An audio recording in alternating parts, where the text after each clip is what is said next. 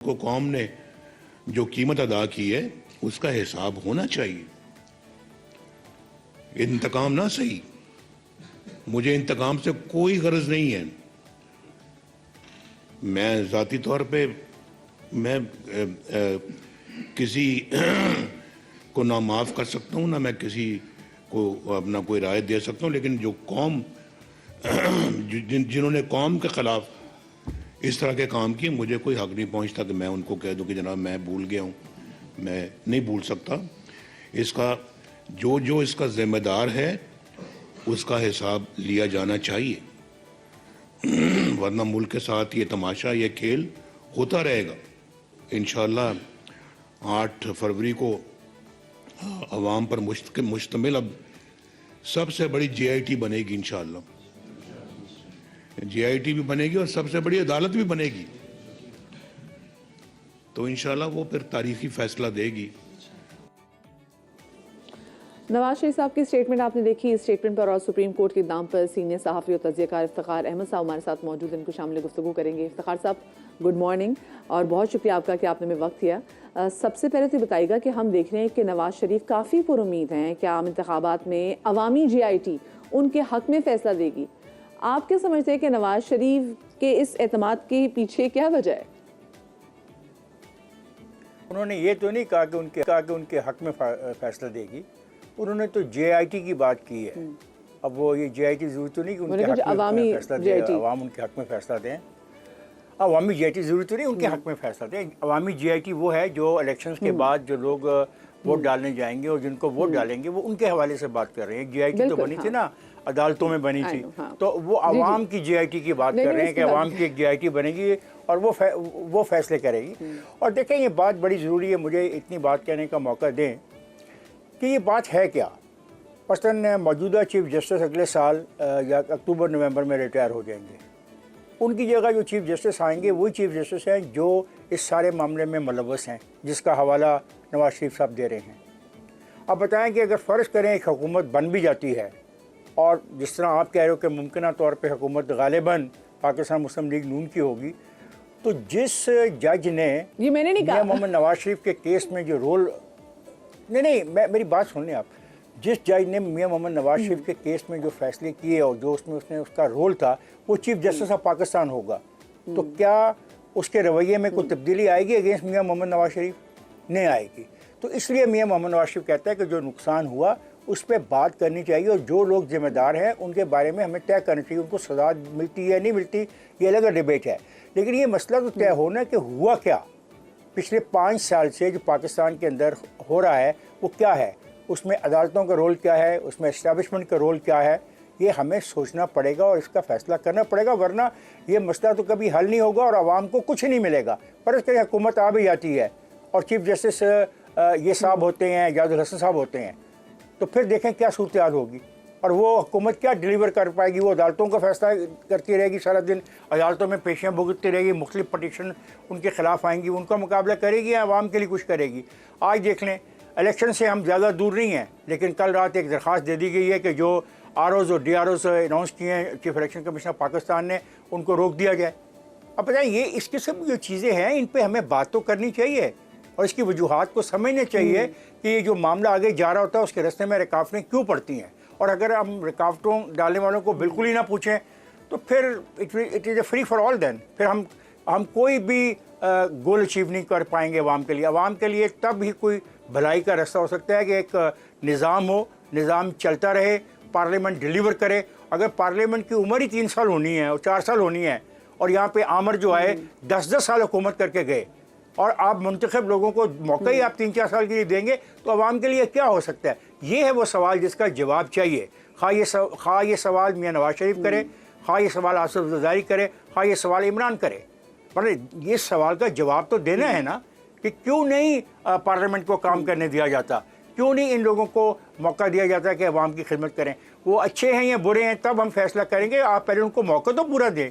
अगर आप उनको रोज़ कोई नए मसाइल में उलझा देंगे तो वो कैसे अवाम की खिदमत कर सकते हैं? ये है वो सवाल जो मेरे ख्याल में नवाज शरीफ ने ये उठाया ये आपने और मैं बिल्कुल सही समझता बात हूँ की, इसके लेकिन यहाँ ऊपर पर हमने ये तहकीक भी होनी देखा कि चाहिए। यहाँ पर हमारी सियासी जमातों को भी चाहिए कि वो भी छोटे मोटे मसलों के लिए कहीं और रुख ना करें। उनको भी पता होना चाहिए कि इनके अंदर इतनी मेच्योरिटी जरूर हो। जैसे हमने पिछले दिनों देखा है पाकिस्तान तहरीक इंसाफ, कभी उनके चेयरमैन कभी कुछ किस्म की स्टेटमेंट दे रही है, कभी कुछ कह रहे हैं, जो तो उनको नहीं चाहिए, इन तमाम तरह पॉलिटिकल जमातों को नहीं चाहिए कि साथ बैठ के बात करें। इतने तो मेच्योर हैं, उनकी इतनी सियासी उम्रें तो हो गई हैं, वैसे तो उम्रें उनकी काफ़ी हैं।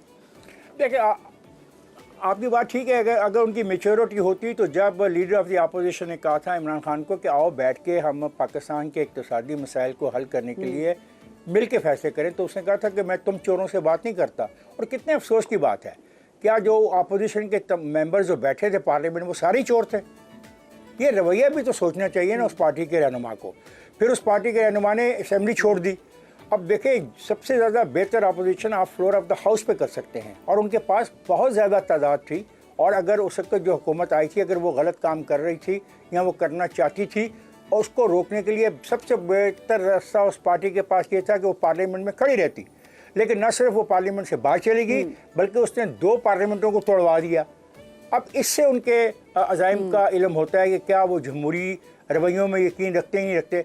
अगर आप मुल्क में आगे जाना चाहते हैं तो सबको बैठ के पाकिस्तान के अवाम के मसाइल के लिए कोई मुश्तरका लाएअमल बनाना होगा, वरना पाकिस्तान के अवाम को कुछ नहीं मिलेगा। हमारी बेरोज़गारी बढ़ रही है, हमारी महंगाई बढ़ रही है, हम बहुत बुरी ज़िंदगी गुजार रहे हैं।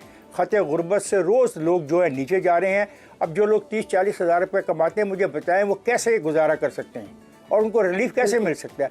उनको रिलीफ ऐसे मिल सकता है कि सियासी पार्टियाँ इस इशू पे बात करें। इस पे बात करने को तैयार नहीं है। हम सुबह प्रोग्राम शुरू करते हैं सियासी पार्टियों के नाम से और रात 12 बजे तक हम सियासी पार्टियों में बात करते हैं जो कि गैर जमहूरी इकदाम उठाती रही हैं और जो उनका एटीट्यूड रहा है, उनको मत आने दे इस बार, क्योंकि अगर जमहूरियत है तो सब कुछ है, हमारी बका भी इसमें ही है। अच्छा, मुझे ये बताइए, जो भी मियां मोहम्मद नवाज शरीफ साहब की जो एक और जो स्टेटमेंट थी, उन्होंने कहा जी हम इंतकाम नहीं लेना चाहते, लेकिन वो उनके साथ जो हुआ उसका हिसाब होना ज़रूरी है। तो ये जो उनका इशारा था, ये किस जानिब आपको महसूस होता है? वो किसे कसूरवार ठहरा रहे हैं? देखिए, इंतकाम और चीज़ है और कसूरवार ठहराना और चीज़ है। वो जो कसूरवार ठहरा रहे हैं वो अकेले कसूरवार किसी को ठहरा नहीं सकते। इसके लिए पाकिस्तान के अंदर एक कंसेंसस डेवलप होना चाहिए। यहाँ पे एक ऐसा सिस्टम इवॉल्व किया जाए जिसमें जो लोगों से गलतियाँ हुई आके अपनी माफ़ी मांग लें। इसमें किसी को कुछ सज़ाए मौत नहीं देनी, किसी को सारी उम्र की कैद नहीं देनी।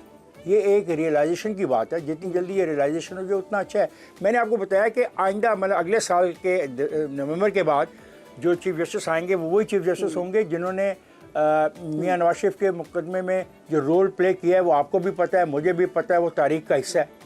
तो फिर उन उलझनों से बचने के लिए आज बैठ के बात तो करनी पड़ेगी कि तरीक़ाकार क्या हो और कैसे आइंदा के लिए इन चीज़ों को रोका जाए। माजी में जो हो गया सो हो गया, उसको भूल जाएं, लेकिन उस गलतियों का एतराफ़ तो करना चाहिए। अगर मुझसे कोई गलती होती है और मैं नहीं मानता तो मैं ज़्यादती करता हूँ, मेरे से गलती होती है, अगर मैं एतराफ़ कर लूँ तो फिर मैं आगे जा सकता हूँ। अगर मैं अड़ जाऊँ कि नहीं मैंने गलती भी नहीं की और आइंदा ये मतवक्को हो कि फिर मैं वही गलती करूँगा, तो ये मुनासिब नहीं है। बिल्कुल, मूव ऑन करने में बड़ा मसला है। लेकिन अच्छा, आपको इफ्तिखार साहब याद है, आज से ज़्यादा दूर भी नहीं, 2 साल पहले की बात है कि हर जो जुमे का दिन होता था, हर जुमे का दिन होता था, वो मुस्लिम लीग नून के लिए बुरा समझा जाता था, क्योंकि उस दिन कोई ना कोई इनके इस केस की समाअत हो रही होती थी और वहाँ पे वो पकड़े भी जाते थे। अभी हम जैसे देख रहे हैं कि जिस तरीके से उनको अदालतों से रिलीफ मिल रहा है, जैसे वो अपने केसेस भी जो है वो जीत रहे हैं और बाइज्जत बरी भी हो रहे हैं, तो अब आपको क्या लग रहा है कि क्या कोई कवी इम्कानात मियां मोहम्मद नवाज शरीफ साहब के लिए पैदा हो रहे हैं कि वो वजारत उस्मा आगे से जाके अगर वो जीतते हैं तो चार्ज संभालें? देखिए, ये बड़ा इम्पोर्टेंट अगर है। मुझे तो अभी तक इंतखाबी मुहिम कहीं पे नज़र नहीं आती। आपने अपने इंट्रो में बात की उसमें आसिफ ज़रदारी के बेटे बिलावल के हवाले से। उसने खैबर पख्तूनख्वा में दौरा किया और उस दौरा भी उसने उस कॉन्स्टिट्यूंसी से शुरू किया जो 1970 से उनके पास है, चित्राल वाली, जहाँ पे बेगम नुसरत भुट्टो मुंतखब हुई थी। बहुत बड़ी बात थी। 1970 में चित्राल से किसी खातून का मेंबर इलेक्ट होना बहुत बड़ी बात है उस माहौल में और उस किस्म के समाजी ढांचे के अंदर। तो उन्होंने उस इलाके में जो उनके इलाके अपर दी लोअर दी वहाँ पे जाके काम किया और अपने पार्टी वर्कर्स को इकट्ठा करने की कोशिश की है। पॉजिटिव है। और मैं और कोई एक्टिविटी नहीं देख रहा, तो मैं कोई सिंध में एक्टिविटी देख रहा हूँ, ना बलूचिस्तान में मैं एक्टिविटी देख रहा हूँ, ना ही पंजाब में कोई एक्टिविटी ऐसी होती नज़र आ रही है।